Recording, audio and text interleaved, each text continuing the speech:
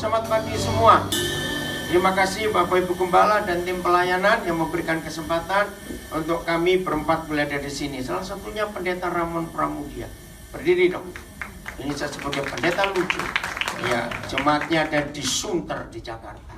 Baik, siap belajar? Ya. Siap. Tahu nggak temanya hari ini apa? Halo, enggak dong. Temanya apa hari ini? Iya, creating culture of love and integrity. Temanya artinya ayo makan. Artinya kita harus menciptakan budaya. Ya, ada kata budaya culture tentang kasih dan menjaga nama baik. Saudara, renungkan kalimat ini. Satu-satunya hal yang iblis sangat berhasil, perhatikan ya, satu-satunya hal yang iblis sudah sangat berhasil membuat dunia ini jadi kacau balau, jadi jungkir balik, jadi perang di mana-mana dan kejahatan-kejahatan yang lain, karena iblis berhasil merusak relationship. Betul tidak?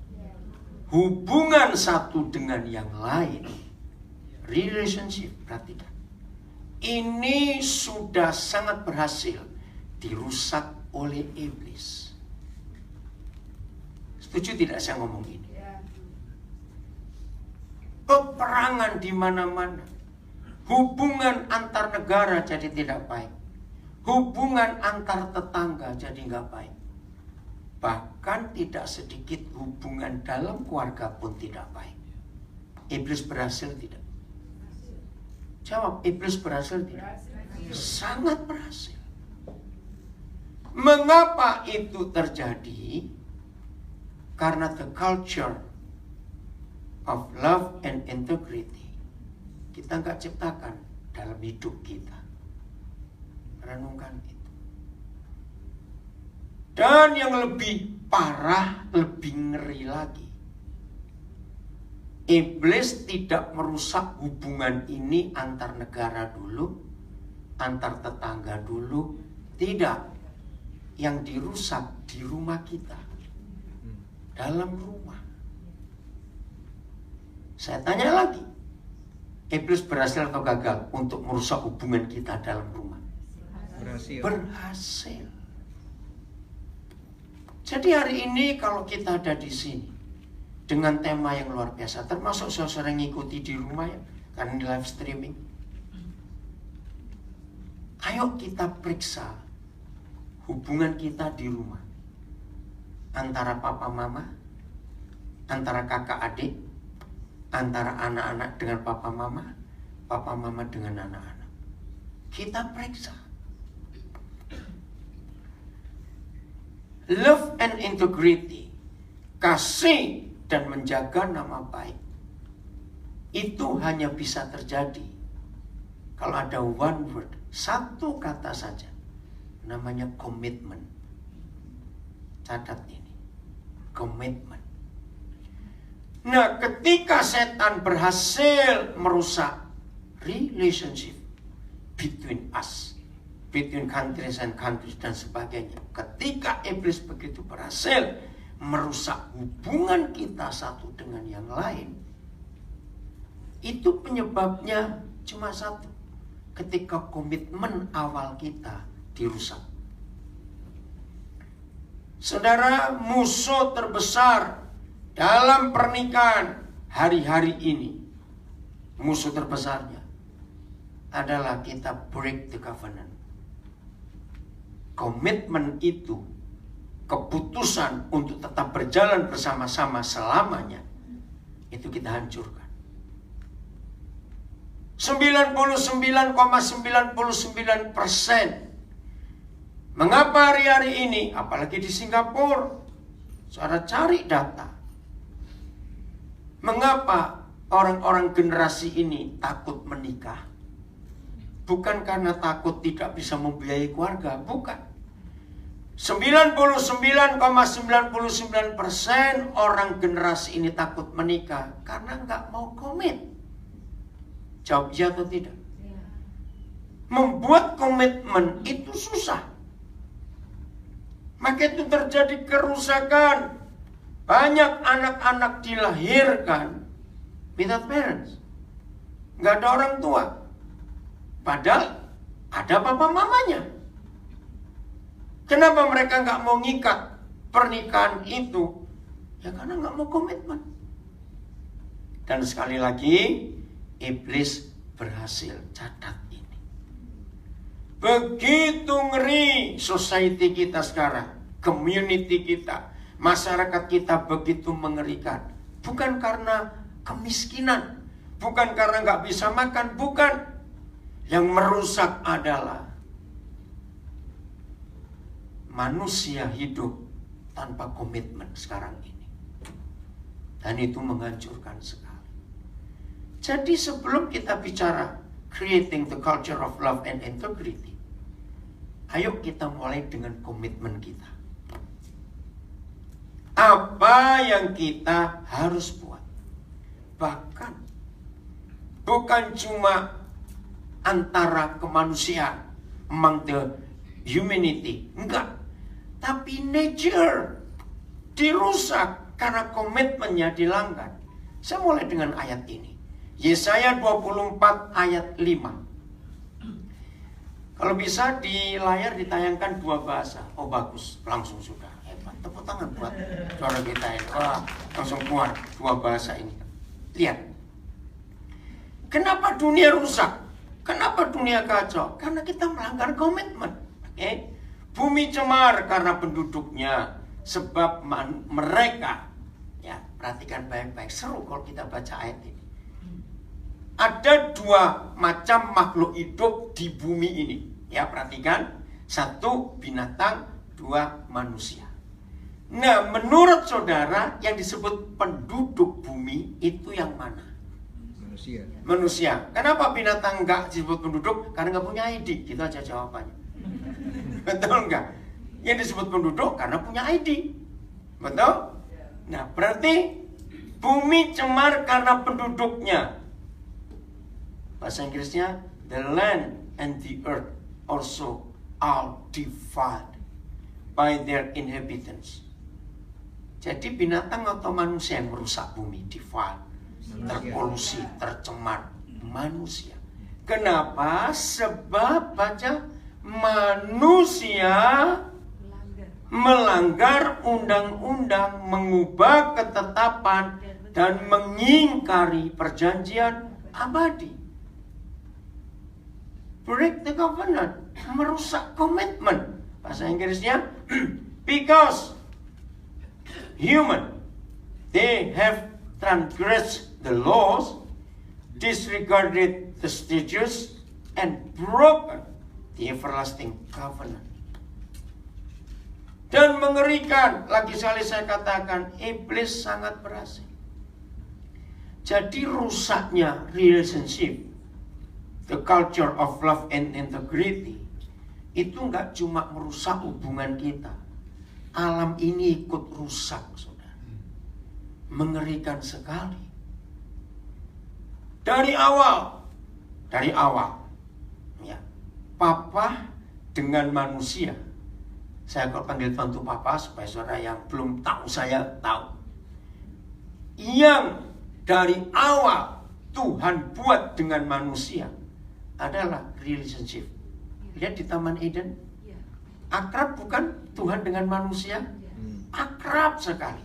Coba saya tunjukkan ayat ini. Kejadian 3 ayat 7, 6 dan 7 coba lihat. Kejadian 3 ayat 6 dan 7.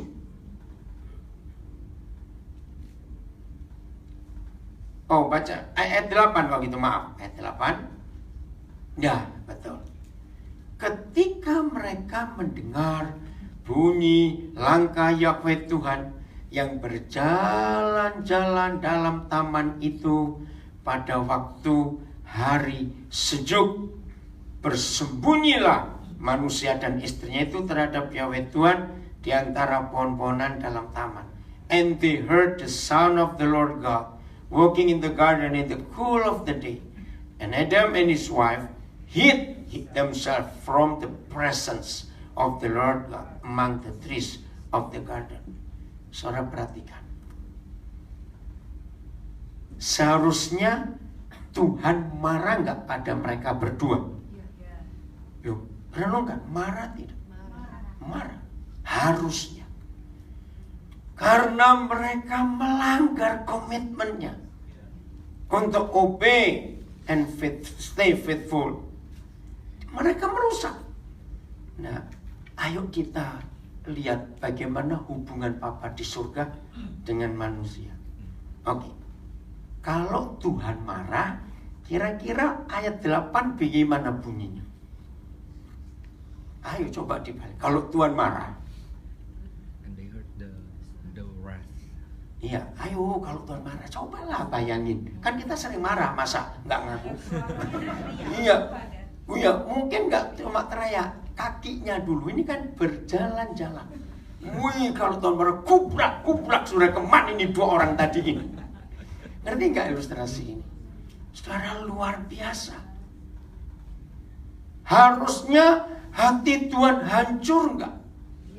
Karena mereka break the covenant. Mereka menghancurkan komitmen awal untuk taat, untuk setia. Di sini kita melihat Tuhan kita luar biasa. Ada nggak kemarahan Tuhan kepada mereka dua lewat ayat ini? Nggak ada. Ini luar biasa. Bagi yang belum tahu, harus tahu hari ini. Kemarin siang di Istana Negara di Jakarta terjadi peristiwa yang luar biasa. Buat saya itu peristiwa luar biasa. Ada apa? Presiden Joko Widodo mengundang seorang anak muda. Masih ingat kisahnya? Siapa yuk? Nah, nggak tahu toh? 3 hari ini di Indonesia ribut. Hampir semua bangsa Indonesia marah kepada satu anak muda yang punya buka lapak. Masih ingat ya? Karena omongannya. Nah, ini yang mengagetkan. Presiden Joko Widodo mengundang anak muda ini ke istana. Logikanya, ayo kalau saudara marah pada seseorang, nggak mungkin undang ke rumah, paling cari warteg aja lah. Betul nggak, cari warung biasa aja. Ini diundang ke istana. Fotonya kemarin viral di sosial media. Bagaimana presiden duduk berhadapan-hadapan dengan anak muda yang hari ini saya posting ke grup saya, ke banyak pendeta-pendeta belajar. Presiden aja bisa ngampuni anak ini. Dan gak cuma ngampuni loh, memberi dorongan, teruskan. Dan gak cuma itu, Presiden minta kepada semua bangsa Indonesia, jangan boikot Bukalapak. Saya kaget waktu baca ini. Dia bukan Kristen, catat ini yang penting. Tapi hati Yesus ada di Presiden kita. Mau mengampuni. Dan bukan cuma mengampuni. Tanggal 14 Februari yang lalu, pas hari Valentine, saya diminta untuk mengajar di sebuah komunitas besar di Nabire di Papua. Valentine itu bukan hari cinta kasih, hari kasih yang betul. Karena agape. Nah, agape itu begini bentuknya, agapao ya, dalam bahasa Yunani, agape. Mengampuni musuh, dan tidak hanya mengampuni, tetapi memberi kesempatan musuh untuk maju. Dan gak cuma memberi kesempatan musuh ini untuk maju, tapi menyediakan fasilitas. Gila betul. Itu agape. Dari mana kita belajar? Ingat waktu Tuhan Yesus menemui Petrus di Danau Galilea setelah kebangkitan? Berapa kali Petrus nyangkal Tuhan Yesus? Salah 7 kali, saudara. Nah, saudara nggak pernah teliti baca Alkitab. 7 kali. Itu 3 kali saat bersamaan waktu Tuhan Yesus diadili. Kita lihat. Yang keempat, waktu Maria Magdalena yang berjumpa Yesus pertama kali setelah kebangkitan, Petrus bilang nggak mungkin dia bangkit. Sudah tahu? Yang kelima, waktu Maria ibu Yesus dan murid-murid perempuan yang lain ngecek ke kubur, betul sudah nggak ada, sudah bangkit. Maria ibu Yesus dan murid-murid lain balik lagi menemui Petrus. Petrus menyangkal, nggak mungkin. Luar biasa ya. Ngeri sekali. Tadi yang keberapa ya? 5. Sekarang yang ke-6. Murid-murid lagi ngecek juga ke kubur, termasuk Yohanes. Mereka nggak nemui. Petrus berkata nggak mungkin. Sudah berapa? 6. Yang ke-7, waktu 2 murid kecewa pulang kampung kayak Maus, di jalan ketemu siapa mereka? Ketemu Yesus. Mereka kaget. Guru kita bangkit. Nggak sampai ke rumah, balik lagi mereka ke Yerusalem. Petrus tetap tidak percaya. Jadi 7 kali. Tapi hari itu, ketika Petrus bertemu pertama kali dengan Tuhan Yesus, kira-kira kalau Yesus model kita, ketemu orang kayak begini, pasti lengan bajumu kamu linting, kamu tonjok ini orang. Loh, betul nggak? Ingat loh, mertuanya sudah sembuh. Dia pernah jalan di atas air, masih ingat ya? Bisa berkata, sumpah aku nggak pernah kenal orang itu. Injil Markus menulis. Begini ilustrasinya. Kalau saudara pemilik sebuah perusahaan besar, tiba-tiba berapa bulan terakhir omset perusahaan saudara turun. Kenapa ini omsetnya turun? Selidik punya selidik, ternyata ada 1 karyawan saudara yang berkhianat. Langganan-langganan saudara ditelepon, bukan diambil, ditelepon. Jangan beli produk perusahaan ini bohong ini. Ngerti ya contohnya? Nah, sebelum dia dikeluarkan, dia mundurkan diri. Jadi enak tuh nggak ngasih pesangon, dia mundur sendiri kok. Dengar. Jadi perusahaan saudara sempat rugi nggak selama sekian bulan? Rugi. Berapa waktu kemudian? Nggak tahu. Tiba-tiba orang ini balik ngelamar lagi, ingin gabung di perusahaan saudara. Terima atau enggak? Pasti enggak. Oke? Coba jangan marah dulu, turun dikit. Ya terimalah. Kalau diterima pasti posisinya kita turunkan, downgrade. Tapi di depan masih ada tempat banyak kursinya, ayo. Tolong yang di lorong-lorong ini masuk ke dalam supaya ada orang bisa duduk. Sehingga nggak perlu tambah kursi lagi, jangan tambah kursi lagi. Iya, di depan masih banyak. Ayo, ya, dengar, ini peristiwa luar biasa. Masih ingat apa yang Tuhan Yesus katakan kepada Petrus di Danau Galilea itu? Ya. Gembalakan domba-dombaku. Ya. Saudara tahu nggak istilah arti kata gembalakan domba-dombaku? Berarti Tuhan Yesus agape itu memberi posisi jauh lebih tinggi sebelum dia dikeluarkan dari perusahaan itu. Gembalakan domba-dombaku adalah posisi yang mewakili Tuhan Yesus. Kan dia gembala. Katakan amin. Ini luar biasa. Jadi ketika mantan karyawan saudara yang membuat rugi perusahaan itu balik lagi, saudara terima, langsung dapat posisi manajer. Kok gak amin semua? Loh, betul? Nah, inilah yang membuat dunia itu jadi indah. Karena iblis merusak hubungan, tapi agape memulihkan hubungan. Ini yang harus terjadi untuk suami istri. Ingat judulnya, Creating the Culture of Love and Integrity. Jangan lupa. Untuk bisa menciptakan kembali Bagaimana kebudayaan kasih dan saling menjaga nama baik kita. Perbarui terus-menerus komitmen kita. Untuk bisa membarui komitmen kita, cuma satu, agape harus ada di depan kita. Gak ada yang lain.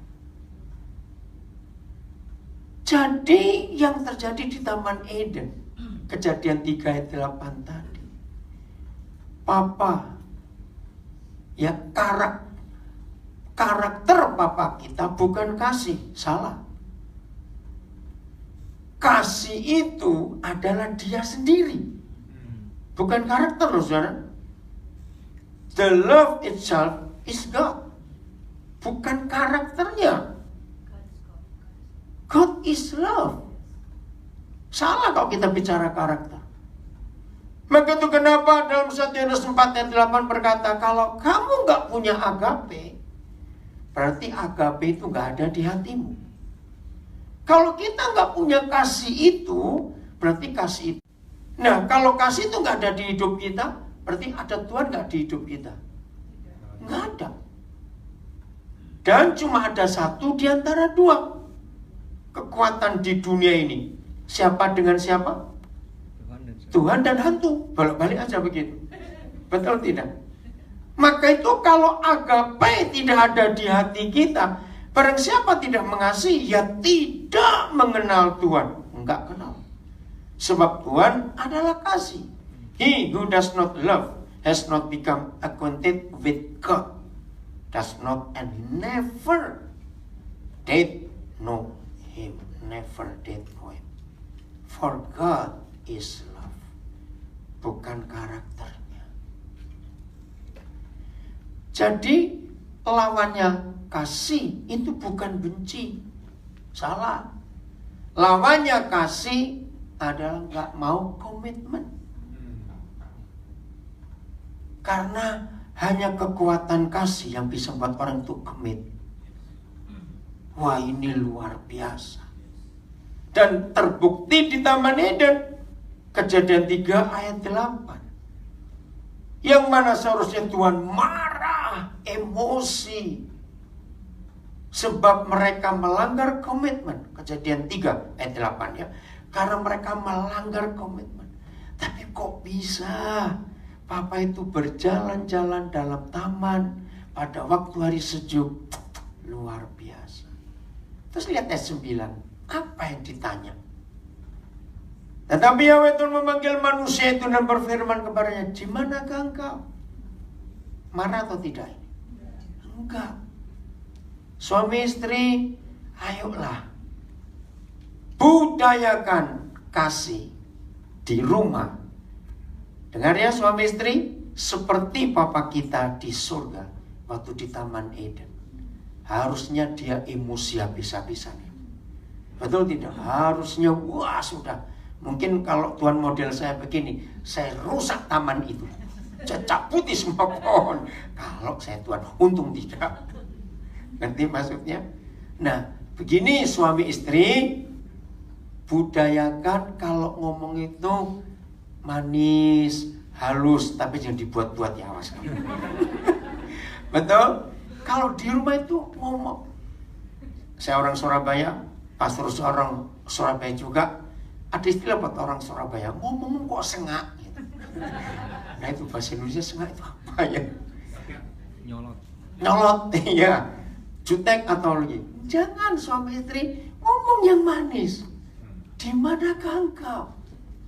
Sedikit pun gak ada nada marah. Katakan amin.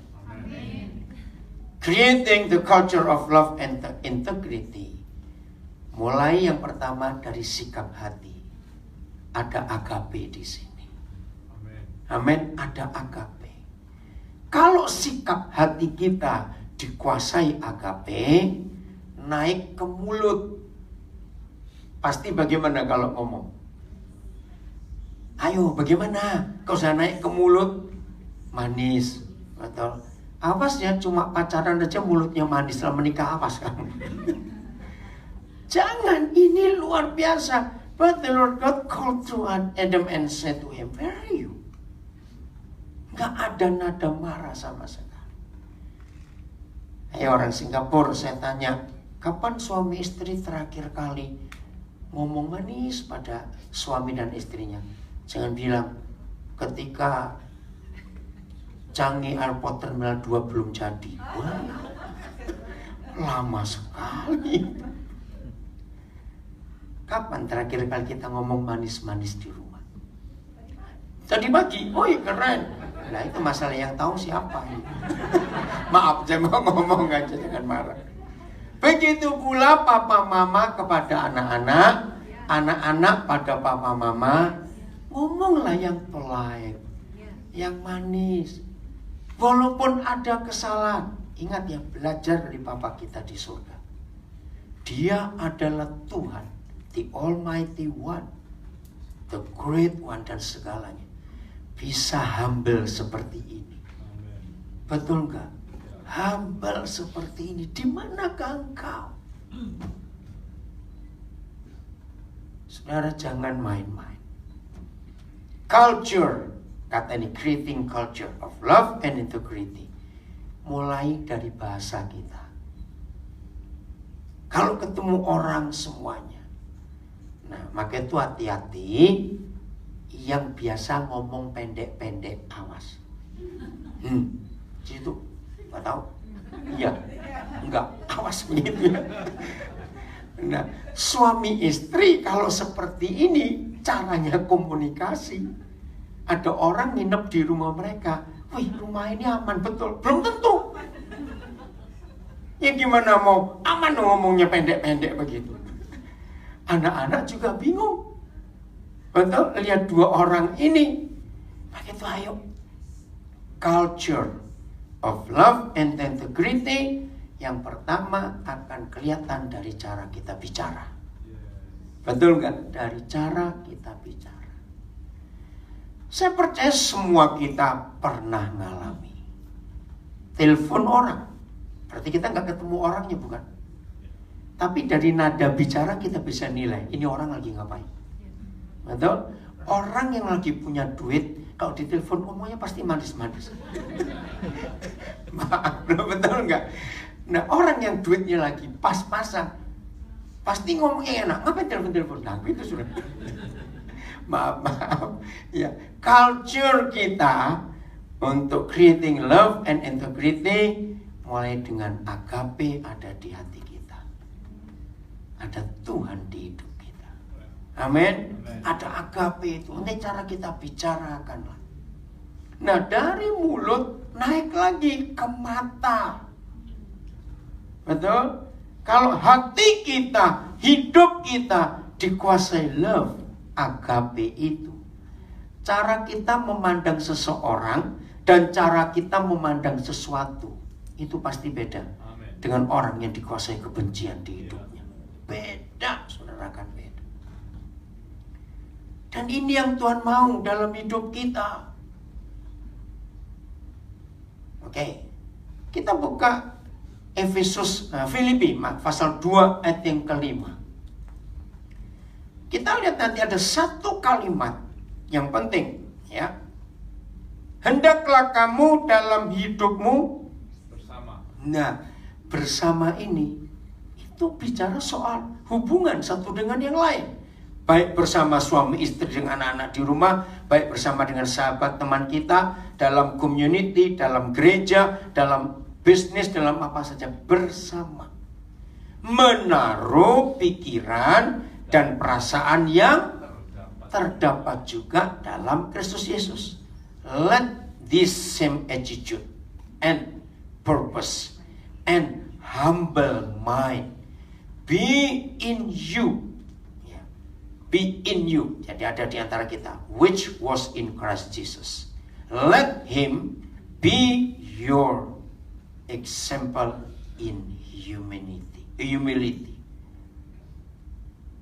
Jadi kita sudah punya pattern. Betul? Kita sudah punya pola. Betul tidak? Kita sudah punya role model. Betul? Kita sudah punya contoh. Siapa contohnya? Tuhan Yesus. Perhatikan terjemahan Amplified ini luar biasa. Ya, the same attitude. Humble. Mind be purpose and humble mind be in you, which was in Christ Jesus. Saudara, jadi kalau contohnya sudah ada, saya tanya, jadi sebetulnya hidup seperti Yesus itu mudah atau susah? Mudah, contohnya sudah ada, tinggal ngikuti yang tadi itu. Harusnya Tuhan marah kepada Adam dan Hawa, tapi enggak. Saya tanya jujur ya, sependeta-pendetanya seorang pendeta, jadi pendeta beneran, tetap ada masalah enggak dalam hidup suami istrinya? Tetap, karena kita semua masih manusia. Nah, suami istri, lagi sekali, dari awal tadi kita belajar, untuk membuat dunia ini aman kembali, nature kembali indah, mulai dengan sebuah komitmen. Dan semua dimulai di rumah, katakan amin. Di rumah kita dulu, bagaimana komitmen suami istri. Mulai dari rumah. Kalau anak-anak melihat papa mama begitu komit satu dengan yang lain, anak-anak punya gambaran yang luar biasa tentang pernikahan. Dan lagi sekali saya katakan, sedih sebab iblis sudah sangat berhasil membuat komitmen berantakan, sehingga generasi yang ada sekarang hampir tidak bisa menemukan gambar komitmen yang sesungguhnya itu seperti apa. Sebab papa mama dirusak oleh iblis. Mengerikan sekali. Culture, kata itu, ayo mulai hari ini kita ciptakan budaya itu. Amin kan saudara? Amen. Mulai dari rumah. Amen. Jadi papa mama, suami istri, kakak adik dan semua memiliki pikiran dan perasaan yang terdapat juga di dalam Kristus Yesus. Let this same attitude and purpose and humble mind be in you, which was in Christ Jesus. Let him be our example in humility. Saya tanya, mudah atau susah suami istri saling menyakiti? Sangat mudah, sangat. Nah, biasanya kalau kita saling menyakiti itu karena hal-hal kecil atau hal besar? Kecil. Betul enggak? Nah, seharusnya kalau hal-hal kecil, ada dua ya. Kalau kita sadar hal-hal yang membuat kita sering irritate, ya, iritasi satu dengan yang lain, itu selalu dan pasti karena hal-hal kecil, bukan hal besar. Nah, seharusnya akan muncul dua hal di hidup kita. Kalau namanya hal-hal kecil, saya bilang begitu, itu sebetulnya berarti atau enggak berarti? Enggak berarti. Satu. Yang kedua, kalau kita sadar semua iritasi kita berdua karena hal-hal kecil, kalau kita sadar, harusnya kita sudah hafal belum? Sudah hafal belum? Ya harusnya. Nah, kalau itu hal kecil yang tidak berarti, dan yang kedua kita sudah hafal, harusnya kalau itu sering terjadi kita harus bagaimana? Lupain. Ngomong, biasa. Betul? Cuma gobloknya kita itu aja sudah. Hal-hal kecil yang biasa kita jadikan luar biasa. Nah, betul tidak suami istri? Ayo kita ngaku. Betul. Nah, ini loh masalahnya. Kenapa?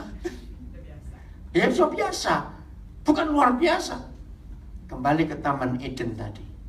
Lihat attitude-nya Bapak kita ketika menghadapi Adam dan Hawa. Saudara jangan main-main loh. Peristiwa mereka dua di Taman Eden itu merusak total seluruh rencana Tuhan. Rusak habis. Sehingga Papa harus mulai dengan hal baru lagi. Berat gak? Coba renungkan. Tapi lihat caranya. Begitu pula waktu Tuhan Yesus ngadepin Petrus. Ayo kira-kira kalau Yesus model kita, diapain murid yang satu ini? Ngerti nggak ilustrasi ini? Nah, seperti itu. Untuk menciptakan budaya kasih dan menjaga nama baik. Ini tema yang luar biasa. Mulai dengan agape di hati kita. Kalau agape ada di hati kita, dia akan naik ke mulut kita. Amin. Dari mulut kita akan naik ke mata kita.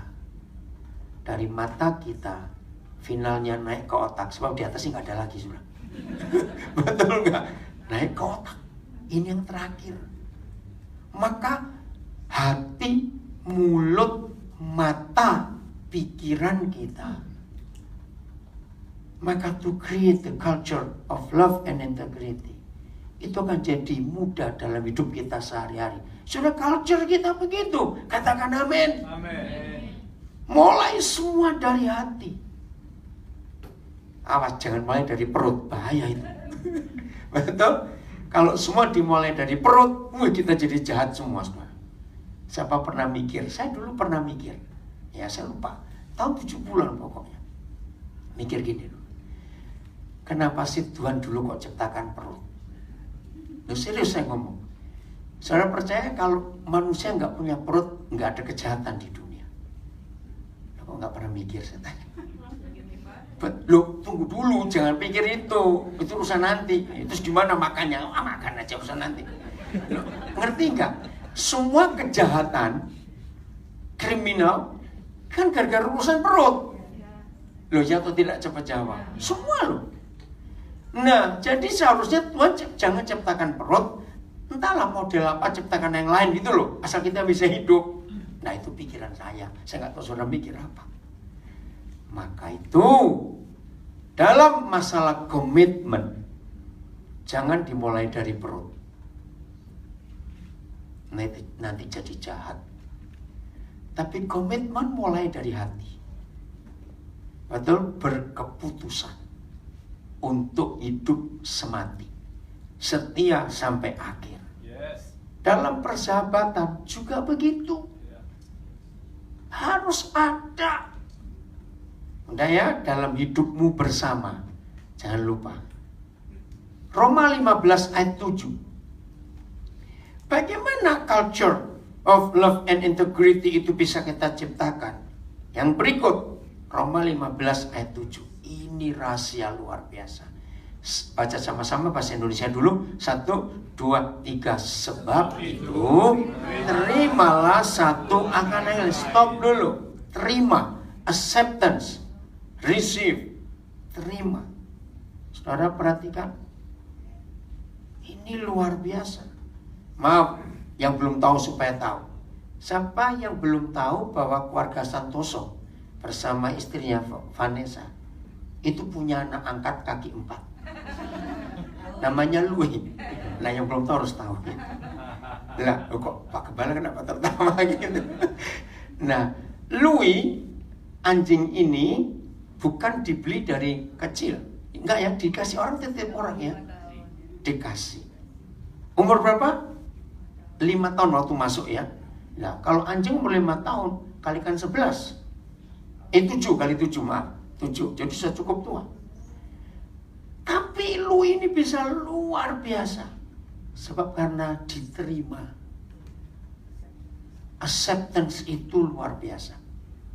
Kalau ada psikolog di sini, ada psikiatri di sini, atau yang belajar psikologi, saudara temukan orang itu bisa sehat secara mental dan fisik kalau mereka itu diterima.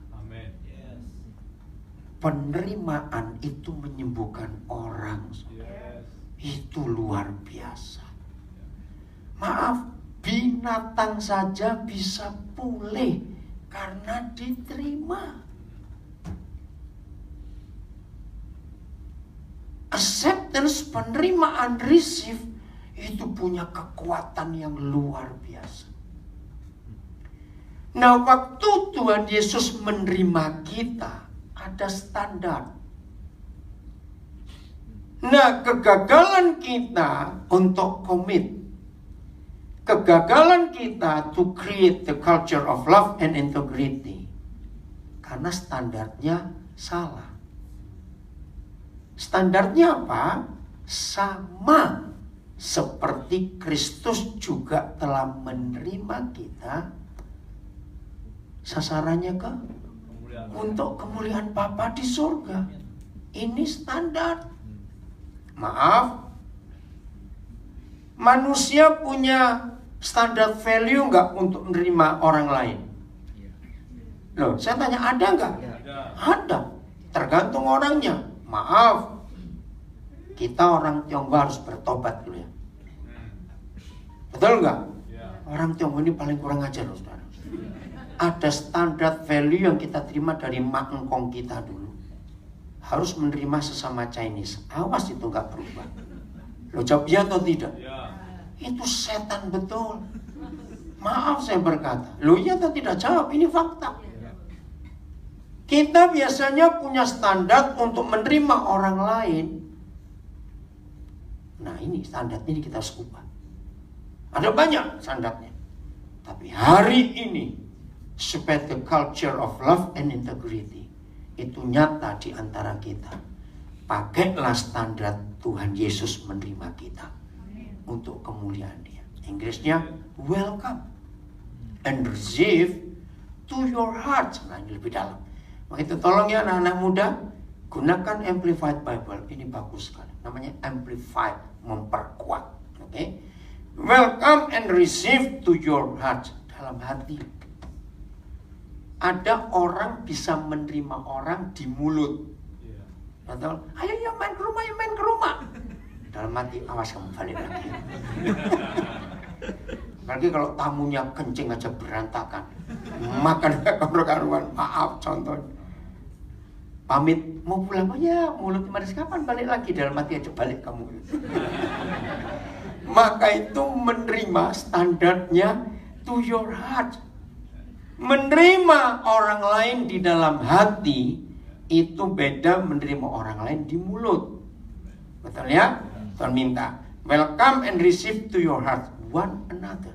Then ini kata even as Christ. Nah kata even itu menunjukkan sulit menerima bajingan-bajingan begini.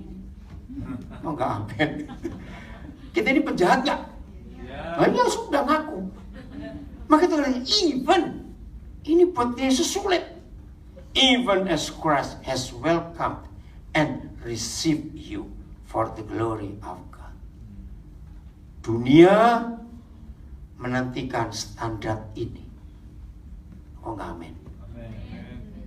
Dan tidak ada kitab suci agama apa saja yang Tuhannya pernah berfirman seperti Yesus berfirman. Nggak ada. Maka itu kalau dunia menemukan value ini, kalau dunia menemukan culture ini, dunia pasti akan memuliakan Tuhan. Amen. Karena cuma Dia yang ngajar. Kembali ke suami istri. Semenjengkelkan-jengkelkannya pasangan kita. Saya belum ngomong pakai gigit-gigit nih, jengkel gak ngerti maksudnya. Ya atau tidak saya tanya. Semenjengkelkan pasangan kita ini. Tuhan Yesus minta terima Dia to your heart. Awas. Jangan to our wallet. Wah celaka nanti. Jadi ukurnya duit semua nanti. Bukan. Di hati kita. Ini culture yang Tuhan cari di antara kita. Lagi sekali belajar psikologi. Orang itu sembuh kalau diterima. Aduh saya kaku. 3 hari lalu ada upacara Grammy Award. Siapa pemenang paling hebat? Nggak ngikuti kalian. Saya ini setahun pasti 2 kali ngikuti Oscar dan Grammy Award. Saya harus tahu yang terima siapa. Tahun ini Lady Gaga yang terima. Tunggu dulu. Jangan Nah O-nya ada macam-macam ini. O apa? O apa panjang? O lonjong. Serius, tolong ya anak-anak muda kau buka. Saya nangis. Pas saya baca itu, istri saya di samping. Kenapa kamu nangis baca Lady Gaga? Kan heran. Kamu baca ini, saya tunjukkan. Satu-satunya alasan kenapa Lady Gaga dapat 3 Grammy Award. Karena 2 lagunya. Catat. Lady Gaga adalah artis pertama di dunia, bukan cuma di Amerika, yang concern dengan orang-orang yang hidupnya hancur di masa lalu karena abuse. Ternyata Lady Gaga waktu umur 19 tahun diperkosa oleh seseorang yang umurnya 39 tahun. Dan dia hancur berkali-kali mau bunuh diri. Tapi dia bangkit. Nah, maka itu dia cari orang-orang yang senasib dengan dia. Lagu-lagunya itu based on her experience. Yang kedua, Lady Gaga diakui oleh dunia. Dia adalah satu-satunya artis yang begitu concern dengan orang yang punya breakdown, mental breakdown. Saya baru tahu. Maka waktu dia dapat Grammy, saya baca, ternyata ini orang hebat. Walaupun dunia ngeri dengar dia, karena pengikut disebut monster, little monster. Tapi ternyata ini orang hebat. Saya baru tahu juga 3 hari yang lalu. Makanya itu jangan kebanyakan nonton sinetron, jadi gak ngerti apa-apa begini. Aduh, kamu yang suka nonton drama Korea, awas. Sampai berseri-seri, awas kamu ya. Serius, coba ya, saya minta anak muda perhatikan. Karena kira-kira selama tahun 2018, pelayanan saya terbanyak adalah ngurusin orang yang diganggu oleh suara-suara. Mati kamu jelek kamu, benar gak? Banyak orang stres gara-gara suara. Nah, Lady Gaga sedang tampil untuk membela orang-orang itu. Saya sampai kaget. Lagu yang baca Joan atau apa, itu lagu yang dia dapat dari tantenya. Joan itu tantenya adik papanya. Meninggal umur 19 tahun. Nah, sejak adik ini, Joan ini meninggal, papanya stres. Papanya belum menikah waktu itu. Nah, gara-gara stres papanya, sampai papanya menikah masih stres, sampai Lady Gaga lahir, papanya masih stres, gara-gara adik kandungnya meninggal. Di situ dia muncul lagu, dia ngubah. Betapa efeknya merusak keluarga kalau orang itu hatinya terluka. Waktu saya baca itu 3 hari lalu, saya bilang luar biasa ini orang. Ikuti ya. Kenapa? Something wrong? No. Enggak. Saudara perhatikan ini ya.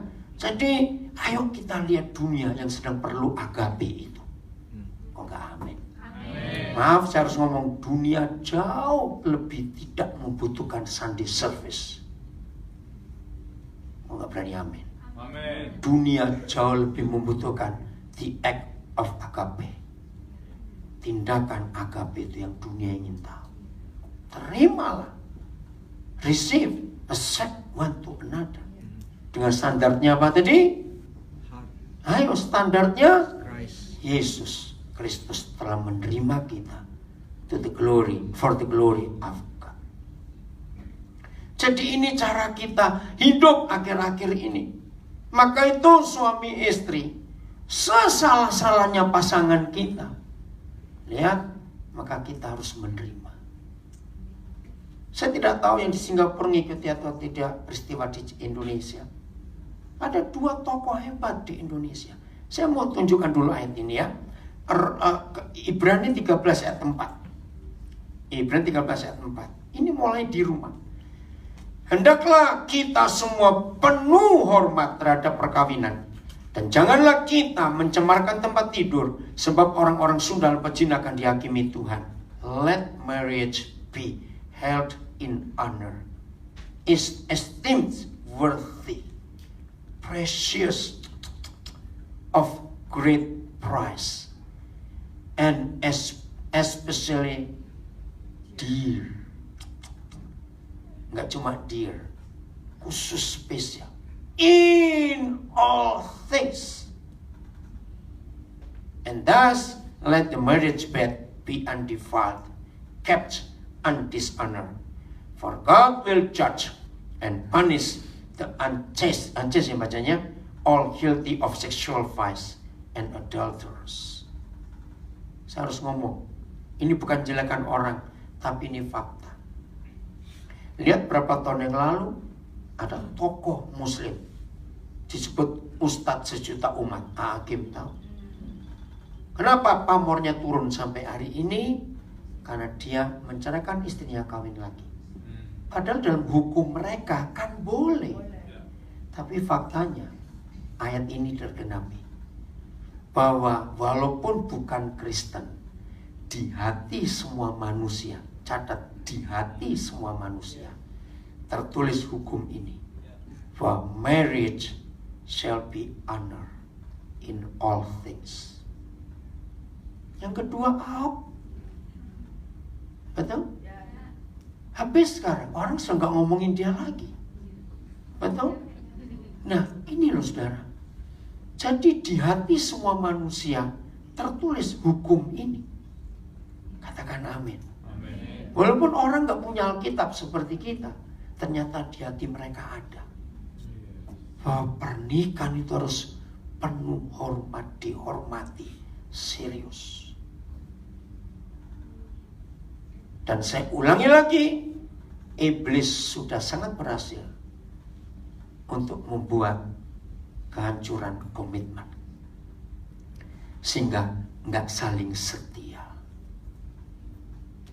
Ini yang kita harus tahu.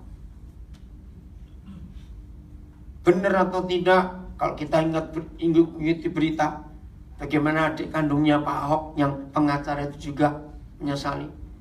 Tapi saya masih simpan WhatsApp saya kepada dia. Hari kedua setelah Ahok dipenjara menceraikan istrinya, saya langsung kontak Vivi karena saya kenal baik dengan dia. Nah, setelah saya baca penyesalannya, nah baru ketahuan. Nah, kalau firman itu nggak dihormati, ya begitu jadi. Habis. Ayo semua kita nggak boleh nyalakan mereka dua. Karena di keluarga kita belum bisa terjadi seperti itu, karena kita tetap manusia. Ingat. Amin. Maka itu ayo komitmen ini kita jaga. Let marriage be held in honor. Luar biasa hukum Tuhan ini. Jelas ya? Siap berubah mulai hari ini. Amen. Untuk jaga komitmen ini. Amen. Tuhan kita begitu komit kepada kita semuanya. Dia tidak pernah menyangkal. Ingat surat Timotius, kalau kita tidak setia, dia tetap setia. Ini yang luar biasa. Coba kita lihat ayat itu. Saya lupa 1 Timotius berapa itu? Coba tolong carikan. Ayo tolong saya lupa ayatnya. 1 Timotius berapa itu? 1 Timotius 2 atau 2 Timotius 2? Ada yang bisa bantu saya? Kalau di rumah tahu, langsung kirim message di situ. Ada? Kalau ya, 2 Timotius 2 13. Ya, coba. Ya, terima kasih. Jika 2 Timotius 2 13, jika kita tidak komit, istilahnya tidak setia, Yesus tetap setia. Karena dia tidak dapat menyangkal dirinya. If we are faithless, do not believe, and are untrue to him, he remains true, faithful to his word, and his righteous character, for he cannot deny himself. Di antara bahasa-bahasa dunia yang saya tahu, hanya bahasa Belanda itu yang paling hebat berkata marry, to marry atau married. Bahasa Belanda kata menikah, married, itu trouw. Trouw itu artinya setia. Itu orang Belanda. Maka itu seharusnya orang Belanda nggak bisa setia. Nggak bisa cerai. Karena bahasa mereka itu luar biasa. Nah, saudara perhatikan. Komitmen kita hancur ketika kita tidak setia. Maka itu janji nikah itu penting. Mengapa dia tidak dapat menyangkali dirinya? For he cannot deny himself. Sebab namanya itu setia. Coba kita buka Wahyu 12. Wahyu berapa sebentar? Yang setia dan yang benar. Wahyu 19, maaf. Wahyu 19. Ya, ada kata setia. Ayat berapa ya? Namanya itu setia. Ayat 9, coba lihat ayat 9. Ayat berapa tolong? Ya betul. Ayat 11, terima kasih. Lalu aku melihat surga terbuka. Sesungguhnya ada seekor kuda putih. Dan ia menungganginya bernama, ayo baca, yang setia dan yang benar. Mana bahasa Inggrisnya? After that I saw heaven open, and behold, a white horse appeared. The one who was riding it is called Faithful, trustworthy, loyal, incorruptible, steady, and true. Namanya itu setia. Maka itu dia tidak mungkin tidak setia. Nah, di Jawa banyak orang namanya Selamat, tapi sering tabrakan. Ganti aja nama itu. Maaf, ini istilahnya. Nah, kalau Yesus namanya setia. Maka itu ketika kita tidak setia, dia tetap setia. Karena dia nggak bisa menyangkal dirinya. Karena namanya setia. Keren nggak? Dunia membutuhkan ini. Amin. Ayo mulai hari ini kita sepakat to creating the culture of love and integrity. Mulai dari komitmen kita. Baik komitmen suami istri, baik komitmen di hadapan Tuhan. Tapi ingat ya, kalau pacaran nggak pakai komit-komit, awas kamu. Saya tonjok kamu nanti. Tunggu nanti pas sudah menikah, ada janji. Dan kamu terima nggak? Bukan yang Papa kirim waktu Valentine untuk cowok cewek ada 5 hal. Ada nggak coba Papa? Itu waktu hari Valentine kemarin di Indonesia ada viral bagus sekali tulisan ini. Saya ingin baca. Ayo Mario kalau ada Pak kesini Papa mau baca. Saya kaget. Saya kejar yang nulis siapa, nggak ada yang tahu. Tapi itu bagus sekali. Sini Mario. Oh yang nyalain. Ada yang sudah ketemu? Ramon, kamu dapat ya dari Papa itu? Nggak dapat. Ada nggak? Ayo cepat-cepat. Ada? Bagus. 5 hal harus diperhatikan pada si cewek kalau cowokmu ngajak making love. Ini bagus sekali tulisan ini.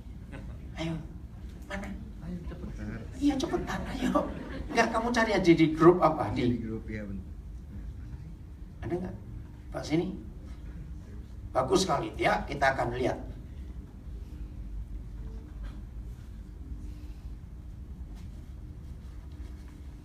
Ya, yang ada HP saya dipakai untuk live streaming, jadi nggak ketahuan. Ayo cepetan. Oke, saya lanjutkan dulu ya. Jadi komitmen itu mutlak. Anak-anak muda, hal terpenting selama engkau masih muda, kenali, pelajari, miliki komitmen itu. Sejak engkau masih muda ini. Belum ketemu? Nah, ayo. Itu penting sekali komitmen. Dunia ini akan pulih, akan sembuh kalau kita mempunyai karakter Bapa kita, yaitu komit untuk apa saja. Cepetan, nggak dapat? Atau coba cari HP Papa. Udah ada. Ya sini. Ada ya? Dengerin ya, ini tulisan bagus sekali. Edisi Valentine 2019. Cewek, ini untuk cewek ya. Kalau cowokmu mengajakmu ML, making love, pikirkan 5 hal di bawah ini sebelum bahagia palsu itu terjadi. Keren bukan? 1, setelah itu terjadi, kamu cewek akan sadar bahwa ternyata dia bukan jodoh. Karena kalau dia jodoh yang Tuhan kirim, tidak mungkin dia merusakmu. Tidak mungkin dia melangkahi Tuhan. 2, pikir. Si cowok mulai merendahkanmu. Harga dirimu di depannya mulai menyusut.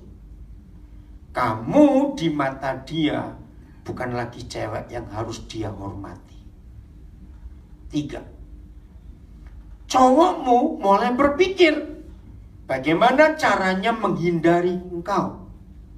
Bagaimana cara memutuskan hubungan asmara kalian berdua. Masalah kecil akan dibuat besar oleh cowokmu supaya pertengkaran terjadi dan dia punya alasan tepat untuk bubar. Nomor 4. Setelah itu terjadi, after making love, cowok yang sebenarnya Tuhan kirim untukmu, yang benar ya, bisa saja ngeri ini, bertanya, engkau masih perawan gak? Disitulah kamu akan merasa terpojok dan tak berguna, merasa hina diri. Yang kelima, kalian berdua akan saling curiga. Kecemburuan akan meningkat. Dan bisa saja si cowok akan berpikir kalau kamu adalah cewek gampang yang mudah menyerahkan keperawananmu ke dia. Kemungkinan Anda juga akan lakukan hal yang sama ke cowok yang lain. Kalimat terakhir, tolong bagikan materi ini ke anak-anak kita, terutama cewek-cewek. Betul nggak tulisan ini? Sangat betul. Nah, disinilah rusaknya komitmen. Ketika kamu masuk pernikahan, ada yang salah. Dan lagi sekali, setan sudah sangat berhasil.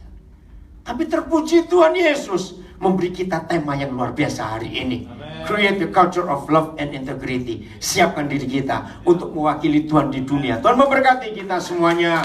Luar biasa. Pak Gembala.